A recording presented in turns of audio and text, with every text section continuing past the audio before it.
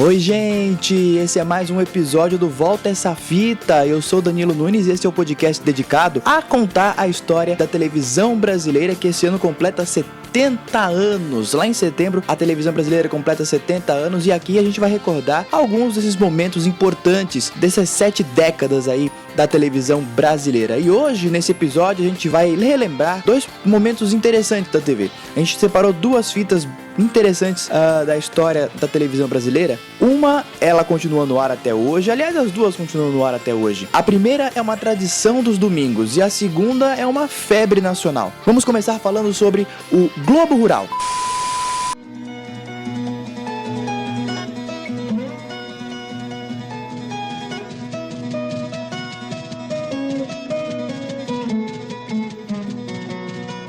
Esse é um programa tradicionalíssimo lá na Globo. O Globo Rural, ele estreou em 6 de janeiro de 1980. E eu acordava cedo pra ver o Globo Rural. Eu gostava do Globo Rural. Sério. Quando eu era menor, eu gostava muito do Globo Rural. Principalmente o tema de abertura. Esse tema de abertura que marcou o Globo Rural durante tantos anos e que, inclusive, tá no ar agora, repaginado, me remete muito ao campo. É muito legal, eu gosto. Foi, inclusive, composto por Almir Sater, que é um compositor aí de muitos anos e muito famoso em todo o Brasil. O Globo Rural, ele estreou em 6 de janeiro de 1980. Só que ele estreou com muita desconfiança. O pessoal na redação, no jornalismo, não acreditava muito não. Os colegas não acreditavam muito no Globo Rural não. No começo, internamente, ele era chamado de Mandioca News. Ele não tinha um espaço nos estúdios fixo para poder realizar suas gravações. Ele tinha que esperar a madrugada, quando se encerravam os trabalhos dos outros telejornais, para poder utilizar os estúdios para poder gravar. Pois é, ele é um dos primeiros programas a ter a sua produção toda em São Paulo. Toda a produção da Globo, inclusive de jornalismo, naquela época era toda focada no Rio de Janeiro. Por 14 anos, de 2000 a 2014, ele também tinha a sua edição diária, que ia ao ar lá pelas 6h30 da manhã. E informava o homem do campo sobre as informações do agronegócio, as cotações, enfim, tudo que era próprio do mundo do campo, né, do mundo rural. Durante esses 14 anos, essa edição do Globo Rural também fez parceria com a edição de domingo. A edição de domingo não saiu do ar. Depois de 2014, essa equipe que integrava o Globo Rural matutino, diário, ela passou para o Hora 1. É a equipe que hoje, boa parte, é a equipe que hoje compõe o Hora 1 da notícia, que vai ao ar lá pelas 5h30 da manhã, todos os dias pela Globo. Cara, vamos acompanhar um pouquinho da estreia? O Globo Rural, o primeiro apresentador do Globo Rural foi o Carlos Nascimento. Rede Globo apresenta Globo Rural. Bom dia. O Globo Rural nasce com os anos 80. Esse decênio que se abre com a fome rondando o mundo.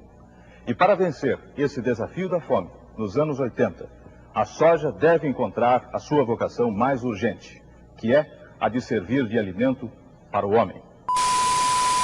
É importante destacar que dentre a sua equipe seleta, né, de importantes repórteres especializados, inclusive, no agronegócio, está entre esses jornalistas, esse time de jornalistas, José Hamilton Ribeiro, o repórter do século. Ele é uma referência no jornalismo como um todo, não só no jornalismo especializado no agronegócio. Foi correspondente de guerra, ele tem uma carreira brilhante no jornalismo.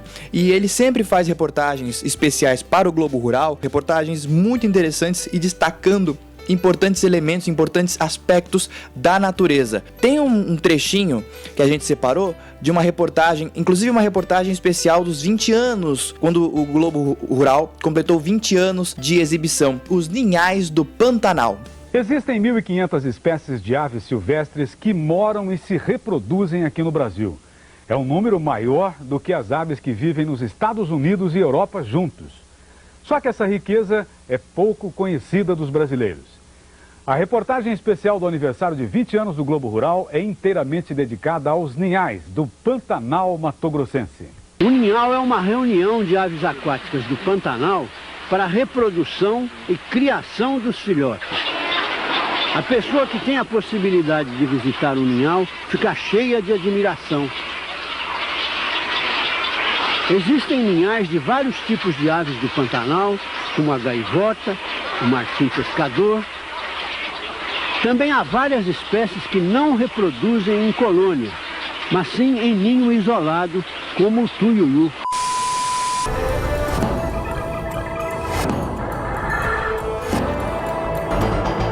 Em 2020, a gente também celebra essa mania nacional que é os reality shows. Os reality shows eles pegaram no Brasil de um jeito como em nenhum outro país no mundo. É uma loucura. 20 anos dos reality shows no Brasil em 2020.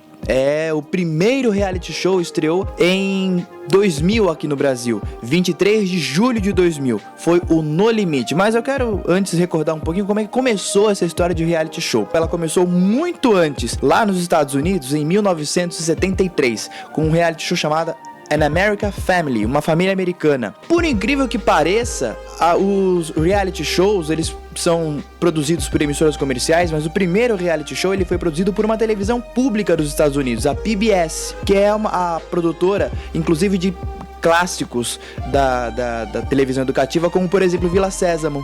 Os pais nesse programa, que expunha a vida de uma família americana, o cotidiano, o dia a dia de uma família americana, se divorciaram durante o programa e descobriram que um dos filhos era homossexual durante a exibição desse primeiro reality show. Imagina o buchicho que deve ter sido em 73 um programa como esse, hein? Aqui no Brasil, voltando às terras tupiniquins, o reality show veio com o No Limite, o primeiro No Limite em 2000, 23 de julho de 2000. Ele é uma adaptação de um programa chamado Survivor da CBS e ele teve a apresentação do Zeca Camargo.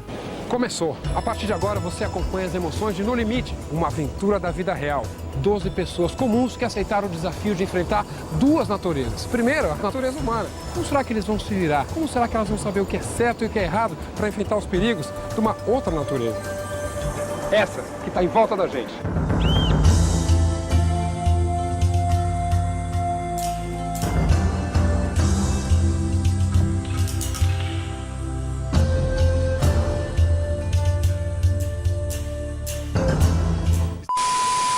E hoje em dia, existem vários reality shows, mas eu gostei muito de uma definição da Karina Trevisan, que é autora do livro Almanac dos Reality Shows. Ela separa esses programas em categorias: sobrevivência, talent show, disputa, confinamento, ajuda profissional e a vida como ela é. O programa ele isolava seus participantes num ambiente hostil, a fictícia Praia dos Anjos, que ficava a cerca de 100 quilômetros da cidade de Fortaleza, no Ceará. Duas equipes, Sol e Lua, competiam entre si. Os perdedores tinham que eliminar um membro. Depois de alguns episódios, juntou todo mundo e era cada um por si e Deus por todos. Estamos em algum ponto da costa cearense, longe de casa, da família, longe de tudo, de todos. Divididos em dois grupos, nossos aventureiros partem para um teste de convivência e resistência. Eles vão ter de se virar para comer, dormir, sobreviver. A cada semana, uma competição decide o futuro de um deles. O grupo vencedor conquista algumas regalias. O que perder deve se reunir e mandar alguém embora, até que, no fim, restem apenas 2 concorrentes. E aí, você de casa é quem vai escolher o grande vencedor. São mais de R$500 mil em prêmios.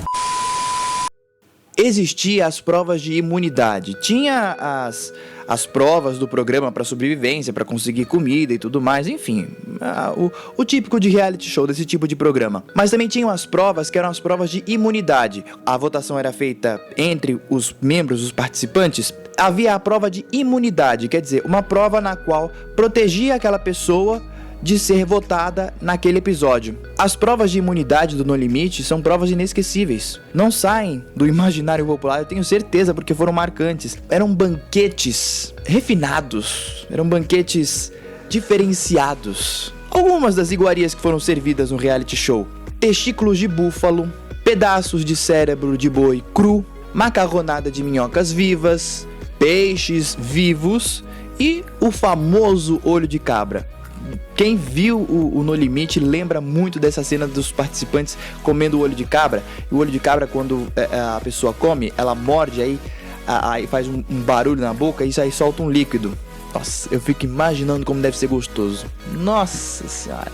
A vencedora desse episódio, você lembra? A vencedora dessa edição do No Limite foi A cabeleireira Elaine de Mello, ela venceu o primeiro reality show, o primeiro da história da televisão brasileira, e levou um prêmio na época de R$300 mil. Ela superou seus limites, ela era a zebra dos participantes. Ninguém acreditava que ela poderia ganhar. Ela emagreceu 12 dos seus 97 quilos durante o programa e emocionou todo o Brasil com a sua vitória. Parabéns! É a nossa vencedora! Elaine, de quem que é esse prêmio? Pra todos que rezaram por mim. Pras minhas filhas, pro meu marido, minha mãe querida, morrendo de saudade. Com o sucesso do No Limite e também com a concorrência se movimentando, porque no ano seguinte, em 2001, Silvio Santos lançou A Casa dos Artistas, o No Limite teve mais 2 edições no ano de 2001 e um revival em 2009. E parou por aí, ficou nessas 4 edições. E o episódio de hoje fica por aqui. Eu espero que você tenha curtido essas fitas. No próximo episódio a gente traz novas fitas, aliás, antigas fitas, pra gente relembrar, pra gente recordar e também pra gente celebrar esses 70 anos da história da televisão brasileira. Até mais!